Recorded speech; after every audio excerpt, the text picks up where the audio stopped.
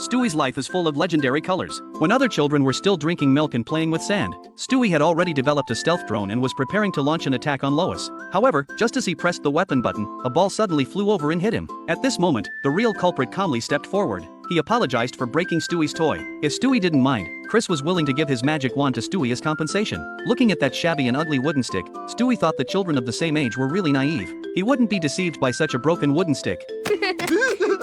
Okay, you got me. Chris invited Stewie to spin around together. At first, Stewie refused, but deep down inside, he still retained the innocence of a child. After playing with Chris for a while, Stewie's childlike innocence was completely awakened. He began to like these childish activities. Every time he went to the amusement park, Stewie couldn't wait to find Chris to play with. Brian was very confused when he saw this scene. Stewie's IQ was clearly 100 times that of Chris. Why could he still play so well with Chris? Although this dog didn't understand, Stewie really liked Chris. The two of them played from the park to home. Chris suggested playing a cops and robbers role-playing game. That's not a gun.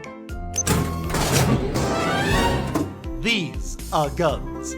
When he saw Stewie's room full of firearms, Chris wasn't surprised. As an African-American child, he instinctively understood the danger of these things. Chris persuaded Stewie not to use guns to do bad things, otherwise the two of them couldn't be friends anymore. In order to maintain this friendship, Stewie dug a big hole in the backyard that night and buried all the weapons in the room. After this incident, the relationship between Stewie and Chris became even closer. They went to the zoo together to see the gorillas and bought children's toy meal sets at the hamburger restaurant. Chris got the toy of the character that Stewie liked and gave it to Stewie. This made Stewie feel that he was the happiest person. Later, Stewie proudly showed off his good friend to others, but he found that everyone in the kindergarten knew Chris. Moreover, except for Stewie, everyone else received an invitation to Chris's birthday party. Stewie was very sad. He tossed and turned in bed at night, recalling every bit of his time with Chris, and finally decided to dig out the weapons buried in the soil and take revenge by force. At Chris's birthday party, the children were all having a great time, not knowing that Stewie had already sneaked in. Stewie used a time bomb filled with soda to give Chris's friends a warning. Any child who was having a good time was retaliated against by Stewie without distinction. Damn you all.